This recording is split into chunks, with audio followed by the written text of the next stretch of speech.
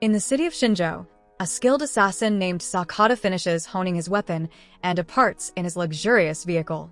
Meanwhile, in a house near the coastline, a group of Yakuza enforcers informs their boss, Kawano, that a rival faction is attempting to seize control of the city. Frustrated by his subordinates' ineptitude, Kawano violently expresses his displeasure by stabbing one of them and slashing their face. Outside, Sakata stealthily moves through the area, taking down every guard he encounters. As blood drips from a window and a pair of legs becomes visible through another, the men inside realize they are under attack and scramble to escort Kawano to safety. While Sakata continues to eliminate thugs on the rooftop, the group attempts to flee with Kawano through the door, but finds it blocked by bodies, forcing them to retreat to the second floor. With expert precision, Sakata uses his blade to dispatch his attackers, sending them tumbling down the stairs. Eventually, Kawano reaches his car only to find the driver dead. After cutting down a few more adversaries, Sakata is thrown through a glass door by one of the gangsters. The two engage in a brutal hand-to-hand fight, using whatever objects or furniture they can find as weapons. Sakata falls, and the man pins him down to stab him, but Sakata severs his hand and leaves him to bleed out. He then heads to Kawano's bedroom, using a thug's body as a shield against Kawano's gunfire. A panicked Kawano tries to escape via the balcony, but Sakata swiftly catches up and eliminates him. Just as another thug attempts to ambush Sakata, he is killed by Sakata's handler, Fujita. As they leave, Fujita pays Sakata for the job and urges him not to retire, but Sakata declines, stating his family is now his priority. Unbeknownst to them, someone watches from the shadows. Later, Sakata returns home to his wife, Aoi, and daughter, Ryo, taking a shower before dinner. While changing, he hears screams and discovers masked intruders surrounding his family. The intruders thank Sakata for eliminating Kawano's gang, claiming their group, the Kaimengumi, can now dominate the city. When one of the men grabs Ryo, Sakata lunges at him, ready to shoot, but hesitates when another thug fires at an object on the table. The man then beats Sakata mercilessly on the floor. Ryo pleads for her father's life, prompting Aoi to intervene, shielding her daughter before tearfully begging for mercy. Tired of her cries, one of the men shoots Aoi in the head. Enraged, Sakata tells Ryo to run before attacking the assailants, but a shot rings out, hitting the girl. As Sakata collapses in despair, the gang leader reveals that a demon possessing someone once every 50 years has emerged in the city, driving its host to commit mass murder. The Kaimengumi claims their duty is to protect the city from this threat, but Sakata vows to kill them all someday. The leader smirks, saying they'll wait for that day before shooting Sakata as well. Later, the police discover the scene and assume Sakata murdered his family before taking his own life. 12 years later, Mayor Sunohara addresses the press, boasting about transforming Shinjo City from a crime-ridden zone into a thriving hub of progress. He also reveals plans to launch an integrated resort featuring a theater, shopping facilities, and a casino. A reporter named Kamiyama attempts to question Sunohara about the numerous disappearances and murders over the past decade, including the leader of the group opposing the resort's construction. However, Sunohara dismisses these claims as baseless rumors. Meanwhile, Sakata has been in a coma-like state, confined to a medical prison. Once his sentence ends, Fujita arrives to collect him and brings him to a rundown apartment in the slums, highlighting that the city's prosperity is not as flawless as claimed by official narratives. As days go by, Sakata is cared for by Raj, a relative of Fujita, who bathes, feeds, and takes him on daily walks. One evening, while returning home, a criminal ambushes them, stabbing Sakata in the arm and shouting his name. This turns out to be the same thug whose hand Sakata severed years earlier, seeking revenge. Despite this, Sakata remains unresponsive. Simultaneously, Kamiyama meets with the man bearing a scarred face to inquire about the Kaimengumi. The thug speculates that Sakata was hired by the group and notes that the attack occurred on the same day the resort received its business license, a date coinciding with Sunohara's rise to mayorship. The thug adds that the Kaimengumi profits from human trafficking and illegal drug trade. Their discussion is cut short when a masked individual shatters the van's window, prompting Kamiyama to flee in panic. The masked figure chases him, wielding a hammer, while another assailant drags the thug out of the van. They place the hammer in the thug's hand and give him a gun, forcing him to take his own life before watching him die. Shortly afterward, they receive an urgent phone call. Back at home, Fujita practices ping-pong while reflecting on Sakata's situation and his role in informing the Kaimengumi about Sakata's family, though they ignored his pleas to spare their lives. Suddenly, he receives a call with startling news. At the hospital, Police Chief Kotaro visits a victim of a recent brawl involving homeless individuals in the area. He bribes the 2 officers guarding the room to take a break, then enters to find the patient is none other than Sakata. Wearing a demon mask, Kotaro asks if Sakata remembers him, confirming he was part of the team that slaughtered Sakata's family.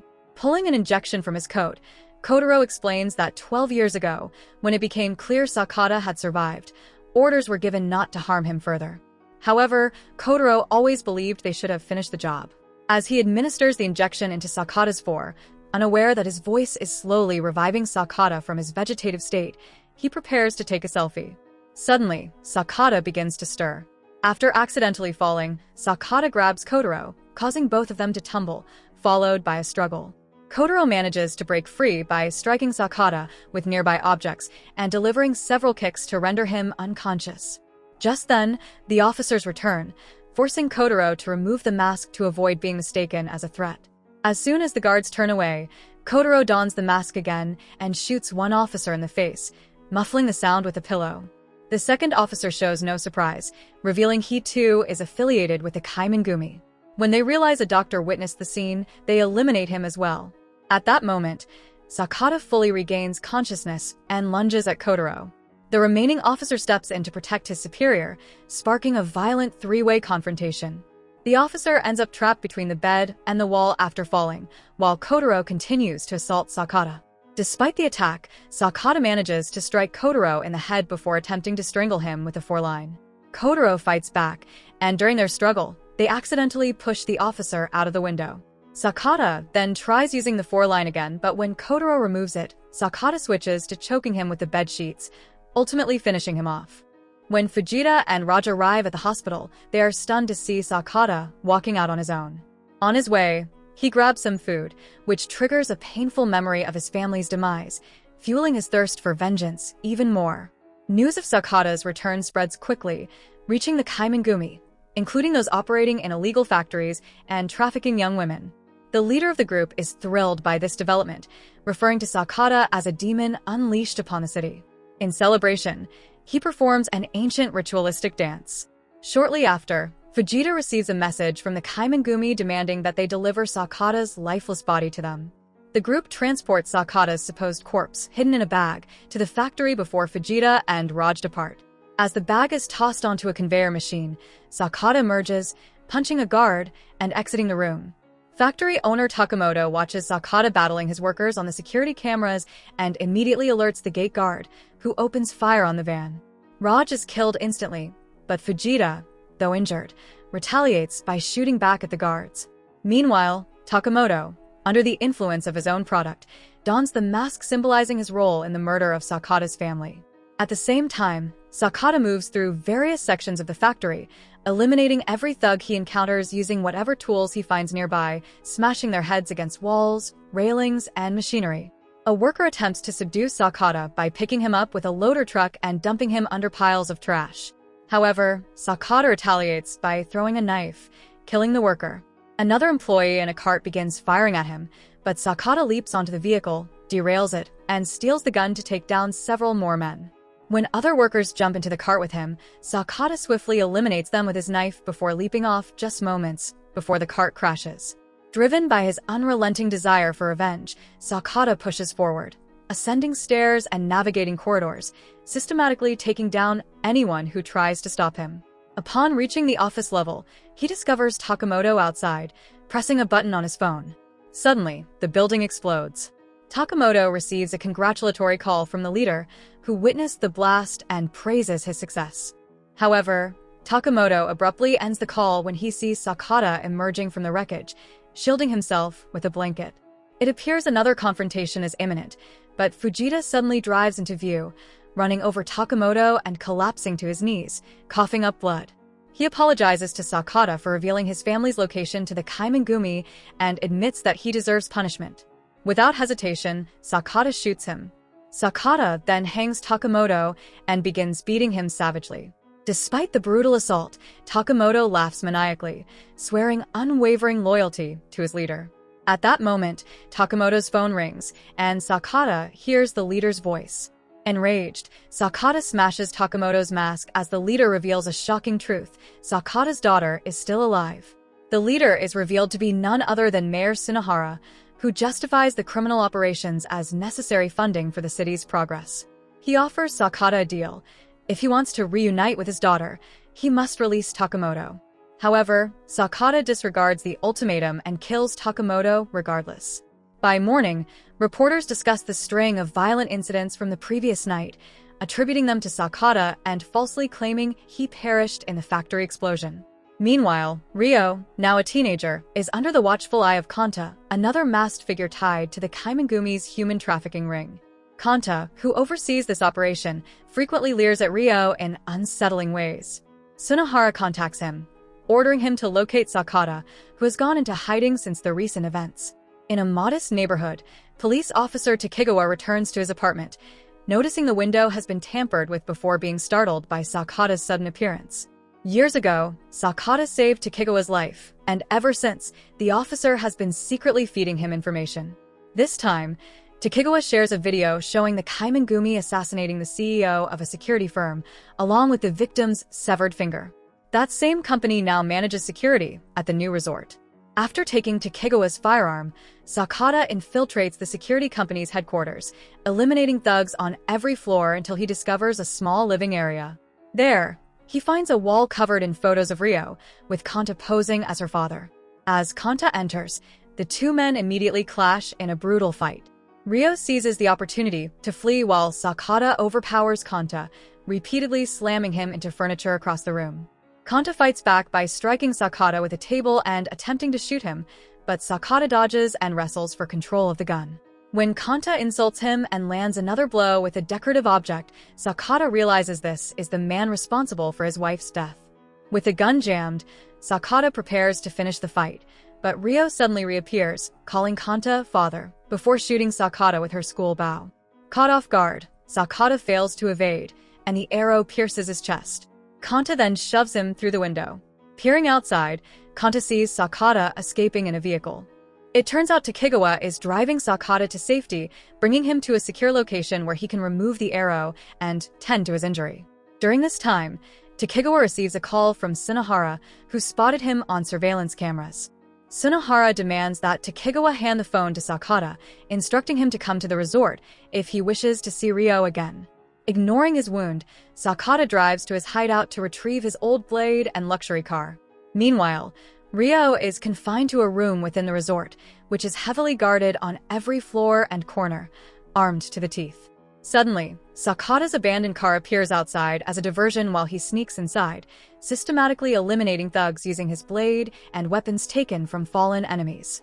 He also utilizes objects like cargo carts and fire extinguishers to aid in his assault. As he ascends the stairs, the battle rages on, with Sakata relentlessly cutting down adversaries as he moves higher. Most of the thugs fall easily, but eventually, he encounters a swordsman who manages to injure him before meeting his demise. Despite the pain, Sakata presses on until he confronts Kanta once more. The two engage in another fierce duel, initially appearing evenly matched in skill. As he skillfully evades Kanta's attacks, Kanta gripes about Sakata's timing, making unsettling remarks about Ryo's developing body. Just as Kanta is about to stab Sakata, Sakata blocks the blade, only sustaining a cut on his cheek. Seizing the opportunity, Sakata grabs the sword, stabs Kanta in the eye, and strikes him in the head, rendering him unconscious. More armed men swarm in, and by the time Sakata reaches the top floor, he's completely drained. Entering a room, he's stunned to see Ryo, who no longer recognizes him.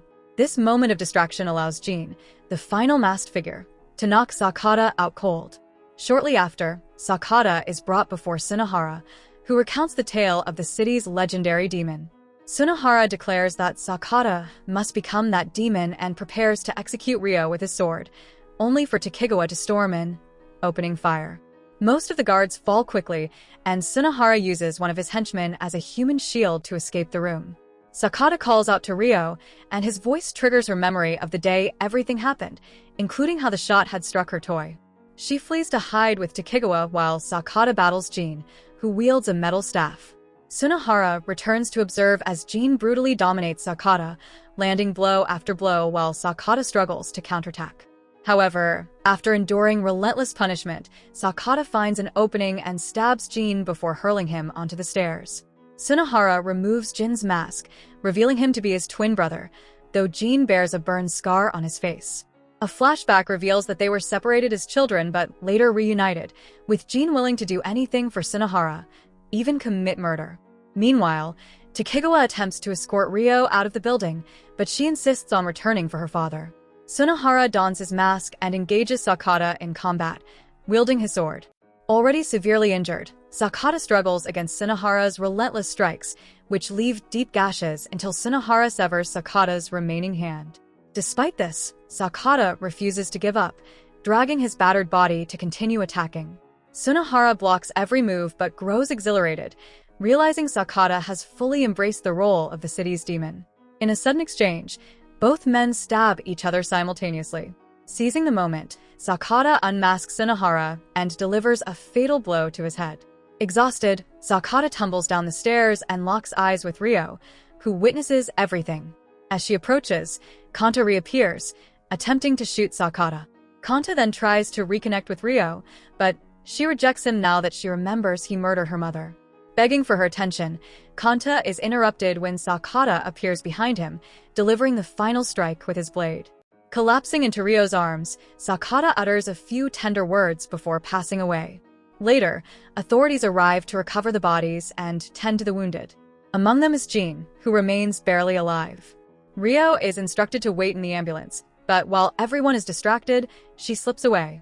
A year later, Jin assumes his brother's identity and wins the election, gaining sympathy for his scarred appearance.